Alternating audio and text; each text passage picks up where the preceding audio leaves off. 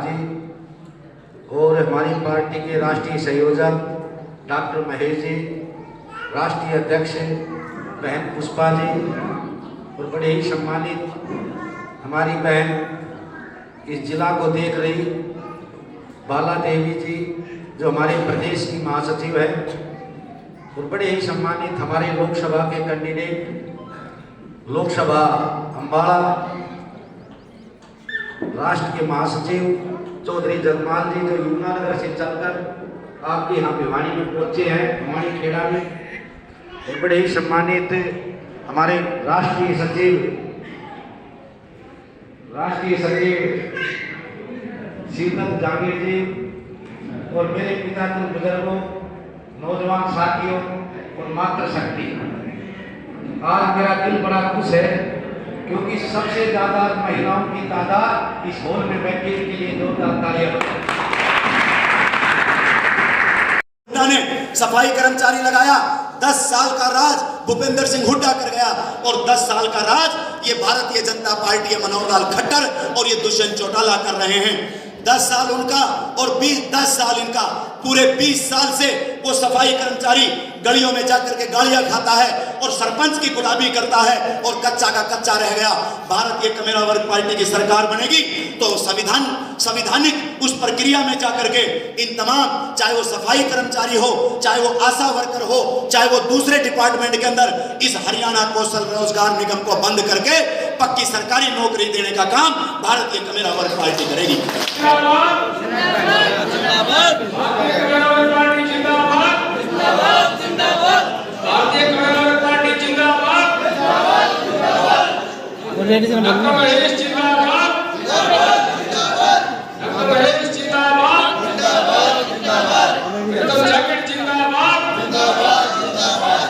पुष्पा जागीर जिंदाबाद।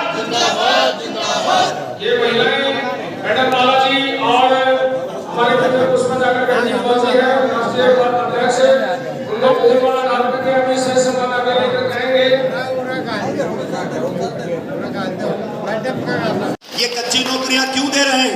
ये कच्ची नौकरियां क्यों दे रहे हैं? ये हरियाणा कौशल रोजगार निगम क्यों बनाया है?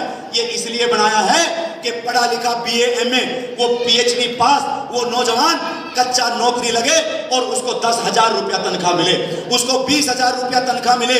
और महंगाई इतनी बढ़ा दो, पढ़ाई को इतनी महंगी कर दो, 10-15 हजार रुपए की नौकरी में वो अपने बच्चों को इस बड़े बड़े स्कूलों के अंदर, बड़ी बड़ी फीस के स्कूलों के अंदर नहीं पढ़ा पाएंगे। सरकारी स्कूलों को बंद कर दो, सरकारी स्कूलों के अंदर पढ़ाई बंद कर दो, सरकारी में पढ़ाई दो मत, सरकारी में पढ़ाई बंद कर दो। और बड़े स्कूलों के अंदर ये 10-10 हजार की तनख्वाह वाले लोग अपने बच्चों को पढ़ा नहीं पाएंगे तो इनके बच्चे पढ़ेंगे नहीं, वो गंवार के गंवार रह जाएंगे, वो पढ़े लिखे मजदूर बनेंगे, वो सफाई कर्मचारी करेंगे, वो कहीं जाकर के किसी खेत के अंदर काम करेंगे और वो आने वाली पीढ़ी उसकी खत्म हो जाएगी। ये बड़ा षड्यंत्र तुम्हारे साथ रचा जा रहा है। और केजरीवाल और नरेंद्र मोदी सुप्रीम कोर्ट में जाकर के केस लड़ रहे हैं कि फ्री की रेवड़ियां बांटना सही है कि गलत है। तो आप लोगों के सामने अगर कोई नेता आए और आकर के ये कहे कि हम तुम्हें फ्री के अंदर ये दे देंगे तो आप अपना चप्पल निकाल लेना मेरी माताओं बहनों। उनको ये कहना कि अब हम फ्री में नहीं लेंगे, हम तो भारतीय कमेरा वर्ग पार्टी को अपना वोट देंगे, क्योंकि वो फ्री में नहीं, वो हमें मजबूत बना करके हमारे घर में नौकरियां देंगे, तब हम अपनी नौकरी की तनख्वाह से खरीद करके अपने घर के अंदर अपने बच्चों का पालन पोषण कर पाएंगे। तो ये बात आज के बाद आप लोगों ने कहनी है। और ये बात जब आप कहने लग जाएंगे, ये बात जब आप कहने लग जाएंगे तो भारतीय कमेरा वर्ग पार्टी मजबूत होगी। और जब भारतीय कमेरा वर्ग पार्टी मजबूत होगी तो कोई गरीब का बेटा वहां चंडीगढ़ के अंदर मुख्यमंत्री बनकर के बैठेगा और जब उसकी कलम चलेगी तो तुम्हारे घरों के अंदर खुशियां आएगी। जैसे मैंने शुरुआत में कहा कि मालिक बन जाए, क्या वो मालिक चाहेगा? नहीं चाहेगा। मालिक हमेशा ये चाहेगा कि मेरा नौकर नौकरी बना रहे। मालिक हमेशा ये चाहेगा कि मेरा नौकर नौकर बना रहे। इसी तरह अमीर ये चाहेगा कि ये गरीब हमेशा गरीब बना रहे। तो ये जितनी भी अमीर पार्टियां हैं और इन अमीरों के जितने भी नेता हैं, ये आप गरीबों को कभी भी अमीर नहीं बनने देंगे। इसीलिए आज आप लोग अखबार उठा करके देखो, किसी नेता का भाषण सुनो, आज गरीब समाज किस काम में लगा है? वो अमीर बनने के सपने नहीं देखता, वो गरीब बनने के सपने देखता है, क्योंकि अमीर बनने की तो कहानी ही खत्म कर दी है।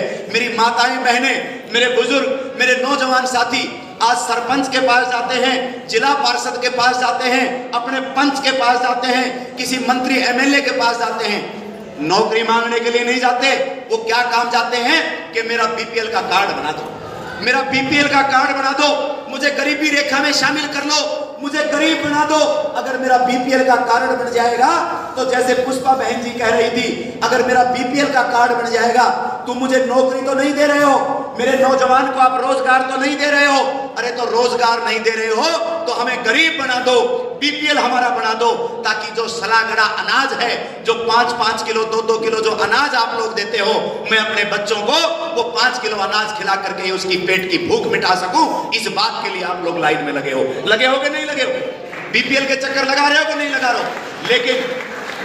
लेकिन ये षड्यंत्र बीजेपी कांग्रेस का है, ये षड्यंत्र बीजेपी कांग्रेस चाचा भतीजा चौटाला और आम आदमी पार्टी का है कि ये गरीब बीपीएल की लाइन में लगा रहा है, ये गरीब अमीर बनने के सपने छोड़ दें, ये गरीब गरीबी रेखा से नीचे रहे, ये गरीब अपने आप को गरीब कहता रहे और ये रोता रहे।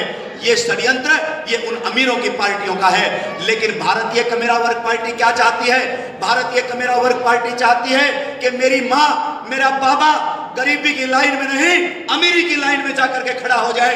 वो बीपीएल के पीछे ना भागे, वो बीपीएल के पीछे ना भागे, उसका बच्चा भी पढ़ लिख करके रोजगार ले, उसका बच्चा भी पढ़ लिख करके रोजगार ले। भारतीय कमेरा वर्ग पार्टी चाहती है कि मेरी माँ बूढ़ी, मेरी माँ 200 रुपए की साड़ी किसी से मांग के ना पहने। इस बात को सुन लेना, भारतीय कमेरा वर्ग पार्टी चाहती है कि मेरी माँ 200 रुपए की साड़ी फ्री के अंदर किसी नेता के हाथ से मांग करके ना पहने।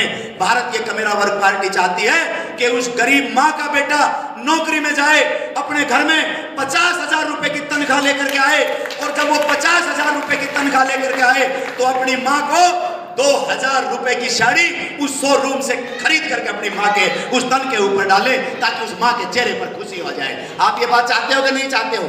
यही भारतीय कमेरा वर्ग पार्टी चाहती है।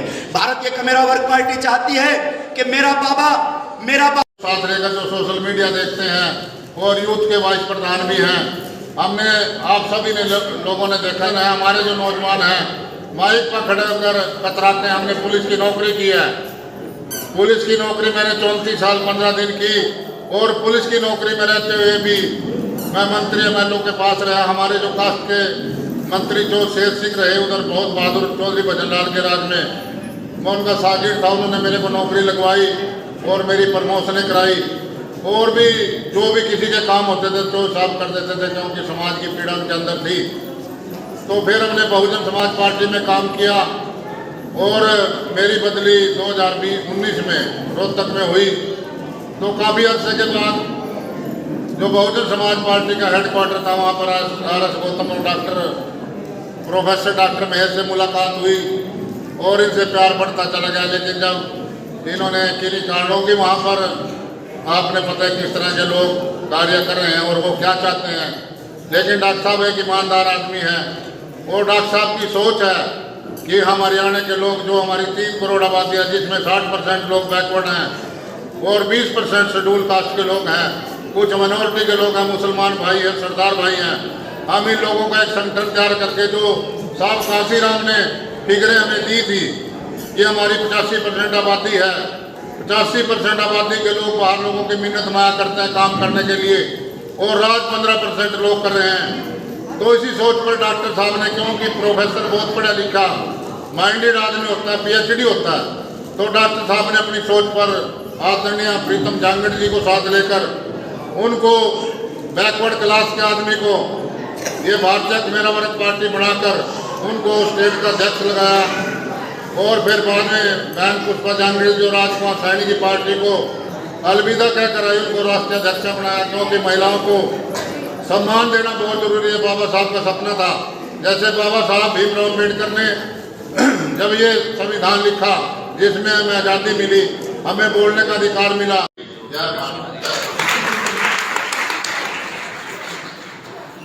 बहुत बहुत धन्यवाद। ये थे चौधरी जगमोहन सिंह थानेदार साहब, हमारे भावी MP, और अभी मैं मैडम बालाजी जो हमारी प्रदेश की महासचिव है, मैं चाहूंगा वो भी अब आकर अपनी बात को रखें। मैडम बालाजी, प्रदेश महासचिव, भारतीय कम्युनिस्ट पार्टी।